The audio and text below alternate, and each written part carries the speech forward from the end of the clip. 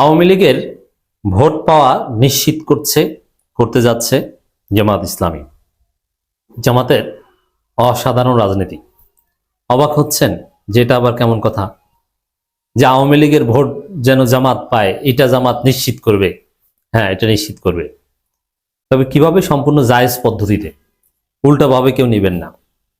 আওয়ামী লীগের যারা এদেশের ভোটার, যাদের এনআইডি আছে, যারা ফৌজদারি অপরাধে অভিযুক্ত নন, যারা মামলার আসামি নন, এরকম লক্ষ লক্ষ আওয়ামী লীগ আছে, অস্বীকার করার সুযোগ আছে, যারা যুগ যুগ ধরে জন্মগতভাবে নৌকায় ভোট দিতেন, কিন্তু তাদের নৌকা পালিয়েছে, নৌকার মালিক পালিয়েছে, নৌকা ডুবে গেছে।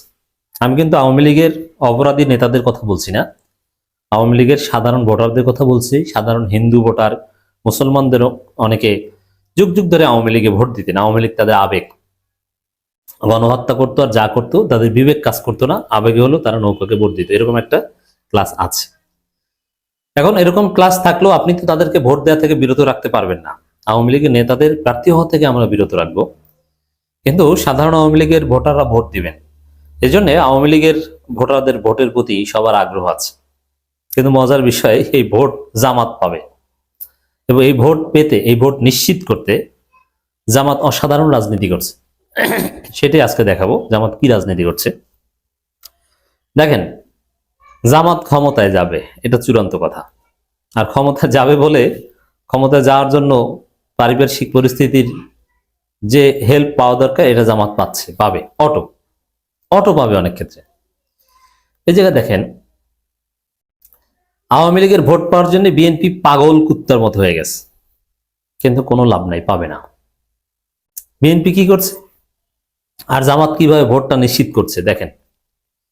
বিএনপি সরাসরি ৭১ চেতনার কথা বলছে, যদি ওইসব চেতনা টেতনা কেউ গুনে না, কারণ ওইসব চেতনা দেখে ভোট দেয় না।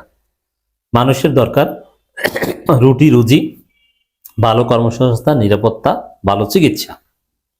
চেতনা ধুয়ে পানি খায়, ওটা হচ্ছে ভারতের ষড়যন্ত্র। ৭১ চেতনা, এর চাইতে কোনো ফালতু পলিটিক্স আর পৃথিবীতে নাই। আরে ভাই, ৭১ একটা সেটেল ইস্যু। সবাই এদেশের স্বাধীনতাকে মানে, যারা মুক্তিযুদ্ধ করে দেশটাকে স্বাধীন করে দিয়েছে, সবাই তাদেরকে স্মরণ করে, দোয়া করে, তাদেরকে জাতির শ্রেষ্ঠ সন্তান বলে। এই বাংলাদেশকে আর কোনোদিন পাকিস্তান বানানো সম্ভব নয়। পাকিস্তান বাংলাদেশকে স্বাধীন রাষ্ট্র হিসেবে স্বীকৃতি দিয়েছে। পাকিস্তানের সাথে বাংলাদেশের বাইলেটারাল রিলেশন চলছে, বিভিন্ন ব্যবসা বাণিজ্য আছে, দ্যাটস ইট, শেষ। ৭১ চেতনা আবার কি? দেশ স্বাধীন হয়ে গেছে, এই অতএব পৃথিবীর কোথাও নাই যে একটা দেশ স্বাধীন হয়ে গেছে ওই স্বাধীনতার ঘটনাকে পুঁজি করে রাজনীতি করে। এটা রাজনীতির কোনো উপাদানই না। আর বিশেষ করে ৫ আগস্ট ৭১ চেতনা রাজনীতি করার দিন একবারে শেষ করে দিয়েছে। বিএনপি এই অপ্রয়োজনীয়, অযাচিত, ফালতু জিনিস নিয়ে রাজনীতি শুরু করেছে।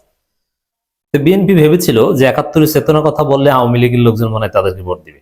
এটা ফালতু চিন্তা। ৭১ চেতনা বলতে কিছু নেই, ওটা একদম বোগাস একটা জিনিস।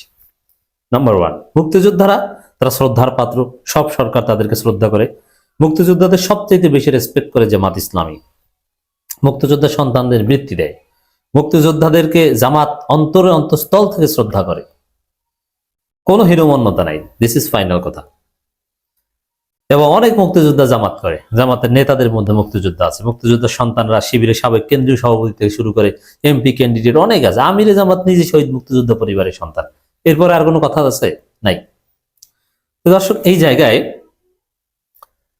বিএনপি আওয়ামী লীগের ভোট পেতে চেতনা ব্যবসা শুরু করেছে, যেটা ফালতু। আবার আওয়ামী লীগের ভোট পেতে হুজুরদের রাজাকার বলা শুরু করেছে। ভেবেছিল যে হুজুরদের রাজাকার বলে আওয়ামী লীগের ভোট পাবো, এটাও ফালতু। আবার ভেবেছিল যে ভারতের দালালি করলে মনে হয় আওয়ামী লীগের ভোট পাবো, তাও ফালতু। আওয়ামী লীগের ভারতের দালালি করলে কেউ ভোট দিবে না। এরপরে ভেবেছিল যে হুজুরদের মৌলবাদী বললে মনে হয় আওয়ামী লীগের ভোট পাবো। এরকম নানান চেষ্টা করে যাচ্ছে, দেখে যে কোনো কাজ হয় না, এতে আওয়ামী লীগের ভোট একটাও পাওয়া যাবে না। এখন এই যে মৌলবাদী বলা, রাজাকার বলা, এতে যারা ভোট দিত তারা তো জেলে, কিন্তু সাধারণ আওয়ামী লীগের কাছে এগুলোর কোনো দাম নাই। এরপরে বিএনপি দেখলো যে এতে তো কাজ হলো না, তাহলে কি করা যায় আওয়ামী লীগের ভোট পেতে? সরাসরি মির্জা ফখরুল বলল যে বিএনপি ক্ষমতা হলে আওয়ামী লীগের বিরুদ্ধে কোনো মামলা টামলা থাকবে না, এগুলো সব উঠিয়ে নেব। আবার বললো যে নৌকার লোকজন আপনাদের ভয় নাই, ধানের শীষ পাশে আছে। কিন্তু দেখা গেল এটা কেউ বিশ্বাস করে না। কেন বিশ্বাস করে না? 5 আগস্টের পর আওয়ামী লীগের লোকজনের ব্যবসা প্রতিষ্ঠান দখল করেছে, মাছের ঘের, চিংড়ি ঘের, দোকানপাট দখল করেছে বিএনপি। যত হয়রানিমূলক মামলা, মিথ্যা মামলা সব দিয়েছে বিএনপি।